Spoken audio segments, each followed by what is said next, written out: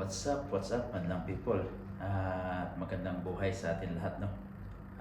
Pag-usapan natin ngayon, guys. Dito ituturo natin kung meron tayong idea sa ating rolls of money. Kung saan ba natin ilalagay yung rolls of money natin. Ilang percentage ba?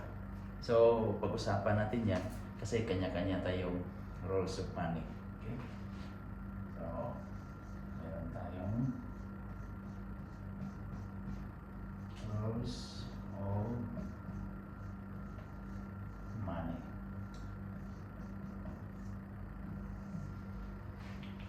So, paano ka ba maglagay sa sahod mo? Let's say may income ka ngayon. So, kagaya ng mga explanation ko, meron akong in-explain dyan sa aking video kung magkano yung ilagay mo. Let's say, sumasahod ka ng 10,000, diba? 10,000 pesos or 10,000 dirhams. Kasi, wag mo nang pansinin yung unit, either mapiso or may dirhams or madalar. Let's say kung sumasahod ka ng 10,000, kung paano mo ba i-divide yan by percentage dun sa mga kailangan mo. So, paano mo siya i-derive?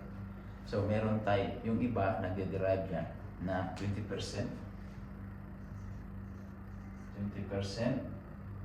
then meron din 30%, then 50%. That is total 100%. So 20%, 30%, and 50%, that is 100%. So paano mo i-derive siya? Ito for family. Ito sa investment, sa investment mo or sa wants. Ito sa investment. Itong investment, 20% yan sa sahod mo. Ibabawas mo yan. Okay? So yung 30%, yun yung sa wants mo. Kung ano yung needs mo. Gusto mo magbakasyon, meron kang bibilhin, yan. At itong 50% para sa family. So yan, merong ganyan ang paano i-divide natin yung pera natin.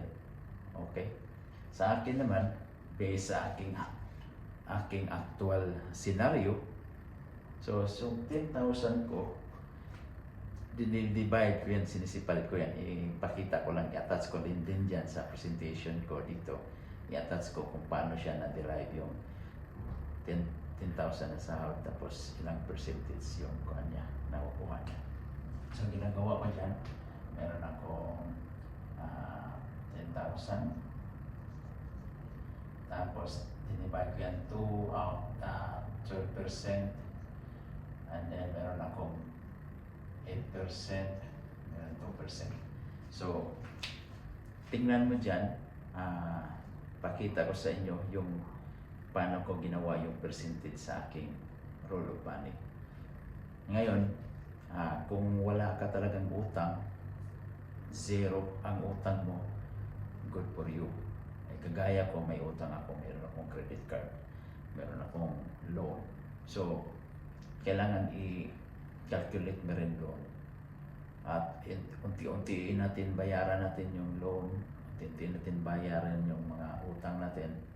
At pagdating ng ilang panahon, zero utang, wala ka ng liabilities, ang tawag natin dan liabilities, kung meron tayong mortgage, etc. So, basta utang. At pinaka-the best dito, kapag zero na yan, malinaw yung pera natin na 10,000, kung ang sahod natin ngayon 10,000, malinaw siya saan mapupunta. Mapupunta sa investment, mapupunta sa savings, mapupunta sa charity, okay? Mapupunta sa wants or needs, okay? Mapupunta sa family, at bawasan mo rin, mapupunta sa kung meron kang mga tindahan, farms.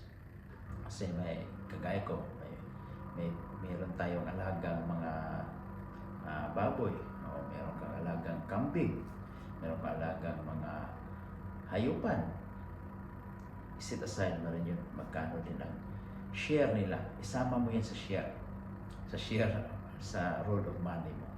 So yun yung pinakamahalaga na kailangan ma-identify natin kung saan natin ilalagay yung pera natin. Okay? Kung mahilig ka lumabas, kumain every month, sama mo dun sa wants, needs mo. Okay? Huwag mo isama dyan sa family. Kasi family, it's dedicated for your family itself. Para sa pag-aaral sa bata. Okay? Para sa bayaran ng utilities, ilaw, tubig. Okay? At sa mga araw-araw na paggagastos, yung pagkain, groceries, bili ng pagkain, isda, karne, etc. So this is how we will divide our money. So that if you have this kind of roll of money, it's easy to identify. Papakita mo sa buong pamilya, lalo na sa asawa mo. Kung ikaw ang breadwinner, babae ang breadwinner, let's say. Marami naman dito sa abroad, babae ang nasa abroad, breadwinner. I-lay down mo yung roll of money mo. Papakita mo sa asawa mo sa Pilipinas, husband mo. Kung sa Bisaya yan, bana. Kung ang asawa nasa abroad, kung sa Bisaya, babae yun, asawa. Ang bana nasa Pilipinas, ayan, share mo yung kuan mo, yung rolls of money. Ito yung roll of money natin, ito yung sahod ko. Bilang kasambahay, ito yung sahod ko. Bilang engineer, ito yung sahod ko. Bilang doktor, ito yung sahod ko. O pilot ka, etc. So this is how we do our roll of thumbs. So the important thing is makuha natin, ma-apply natin kung saan natin i-divide, saan natin ilagay yung pera natin. Okay? So I hope that we can consume, absorb sa lahat ng mga sinishare ko dito. This is for our future and also my future. Bakit ko sinishare? Ito lahat ng mga ideas para tayo magkaroon ng kaalaman. That's why OFW Investing Learning Ideas sa aking YouTube channel. Okay? OFW Success Bayani and OFW Investment Learning.